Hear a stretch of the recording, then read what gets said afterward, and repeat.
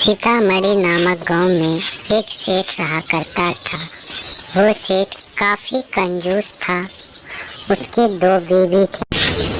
2 शादियां करने के बाद भी उनके घर संतान नहीं हुई। सेठ गरीबों को पैसा देकर उससे काफी मोटी रकम वसूली किया करते थे।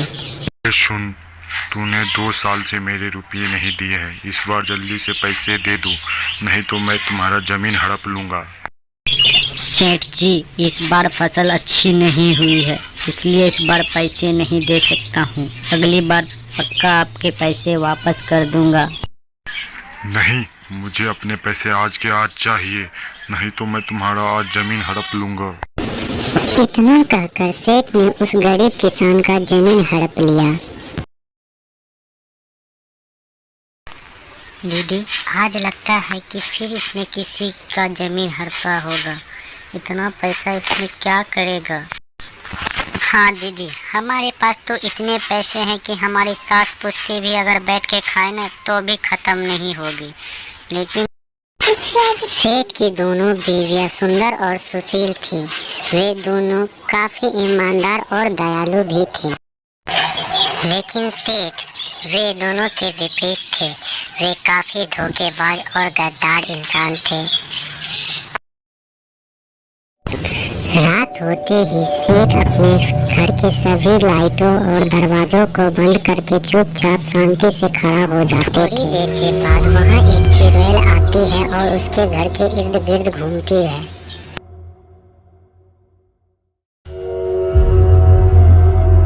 कोई तो घर से बाहर निकलो, मुझे प्यास लगी है, मुझे थोड़ा पानी दो, बाहर निकलो, कोई तो बाहर निकलो।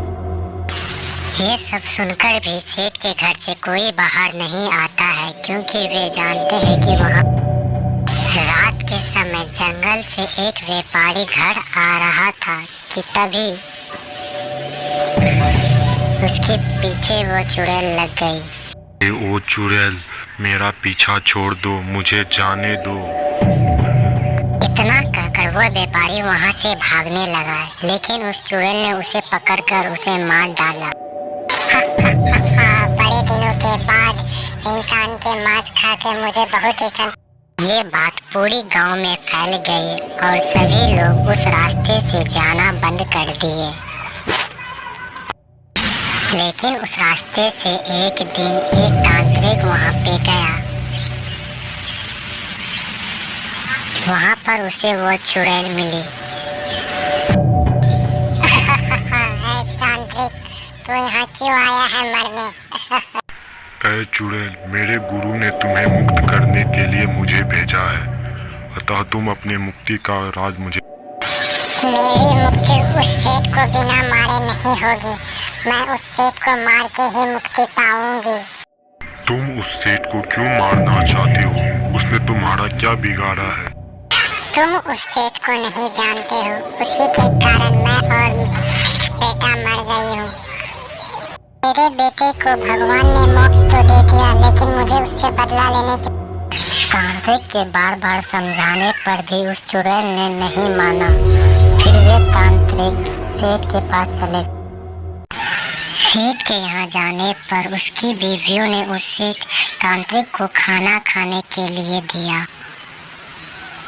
लेकिन तभी वहाँ पर सेठ आ गया और बोला, अरे बाबा जी, यहाँ फ्री फोकट के खाना मिल रहा है क्या? लाइए पैसे, लाइए खाना का। पैसे तो मेरे पास है नहीं। देवियों, तुम अपने पति को समझाओ कि वे ऐसी गलती ना करे, वरना वो चुड़ैल नहीं। ये सब चलता रहा कि तभी शाम हो गया। अरे सब शांत हो जाओ, शांत हो जाओ, वो चुड़ैल आने ही वाली। सेठ, वो चुड़ैल तुम्हें मारने के लिए ही डेली आती है। तुम एक काम करो, तुम आज बाहर जाओ।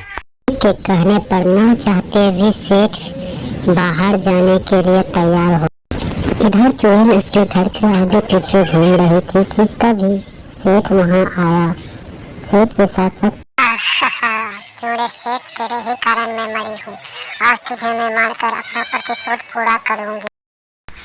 तुम मुझे क्यों मारना चाहती हो? मैं तुम्हें जानता भी नहीं हूँ। तुम मुझे क्यों मारना चाहती हो?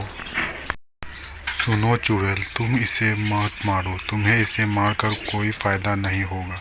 मैं वादा करता हूँ कि आज से ये बुरे काम नहीं करेंगे।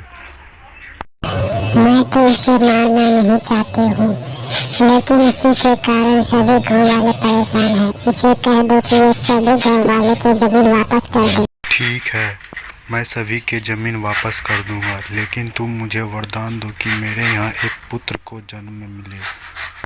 ठीक है, मैं तुम्हें ये वरदान देती हूँ कि तुम्हारे यहाँ एक बहुत ही प्रतिभाशाली और नेक दिल का पुत्र जन्म लेगा। तांत्रिक, अब तुम मुझे इस योनि से मुक्त कर दो। मुझे अब इस योनि से मुक्ति चाहिए। ठीक है, तुम मुक्ति के लिए तैयार हो जाओ। ओम मृत्युर मुक्ति मुक्त स्वाहा। को मुक्ति दिलाकर तांत्रिक बोला, राजन, अब मुझे भी जाने की आज्ञा दे। मेरे गुरु इंतजार। सेठ ने सारे गांव वाले के उसके जमीन उसके वापस कर दिया और जल्द ही उसके घर में एक छोटा सुंदर सा एक लड़के ने जन्म लिया, जो देखने में काफी सुशील और